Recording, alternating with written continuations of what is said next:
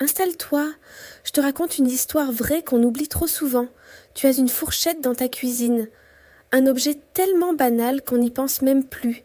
Et pourtant, il fut un temps où sortir une fourchette à table pouvait choquer les gens, vraiment choquer. Certains y voyèrent de l'orgueil, de la décadence, presque un affront. Aujourd'hui, je te raconte comment un simple ustensile a provoqué un mini-scandale culturel en Europe. On remonte au Moyen Âge. En Europe occidentale, manger, c'est simple. On utilise surtout les doigts, un couteau, parfois une cuillère. Le couteau est presque une extension de soi. Il sert à couper, à porter la nourriture à la bouche. Et à l'époque, ces personnes ne trouvent ça étrange. C'est la norme. Mais ailleurs, notamment dans l'Empire byzantin, à l'Est, autour de Constantinople, on utilise déjà des petites fourchettes depuis longtemps.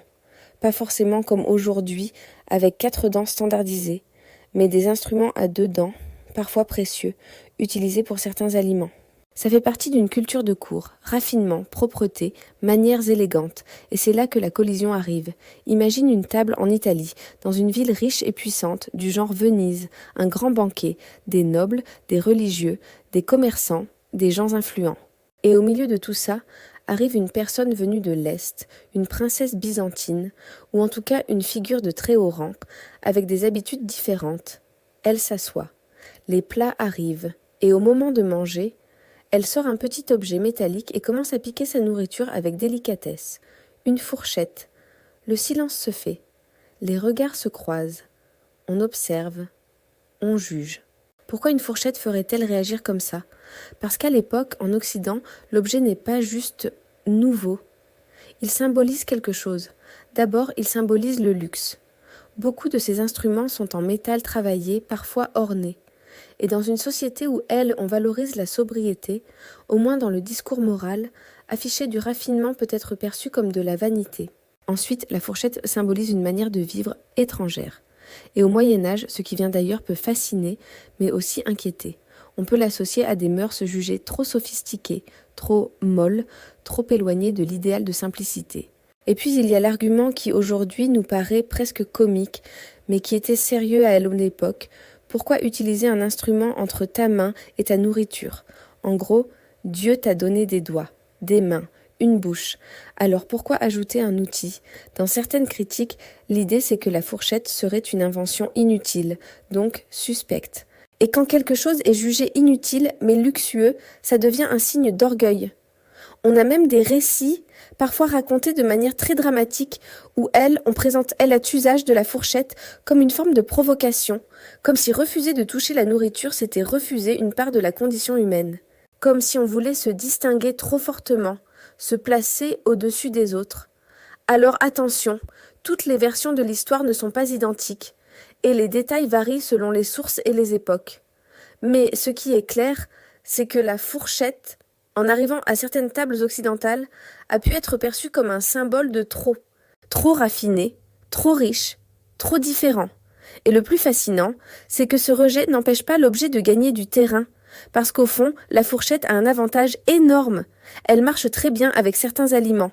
Pense aux aliments collants, gras ou difficiles à attraper. Les doigts se salissent. Le couteau n'aide pas toujours. La cuillère ne convient pas à tout. La fourchette, elle, permet de saisir, de maintenir, de porter sans se salir. Donc petit à petit, elle est adoptée.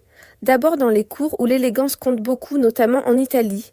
Puis elle se diffuse dans d'autres cours européennes, parce que les modes circulent.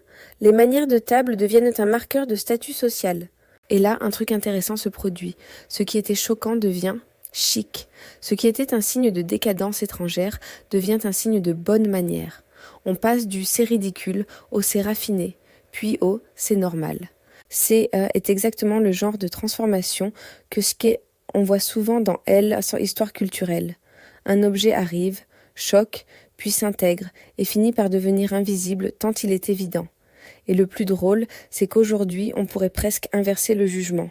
Si quelqu'un mangeait un plat entier avec les doigts à un dîner formel, beaucoup le trouveraient impoli. Si quelqu'un mangeait un plat entier avec les doigts à un dîner formel, beaucoup le trouveraient impoli.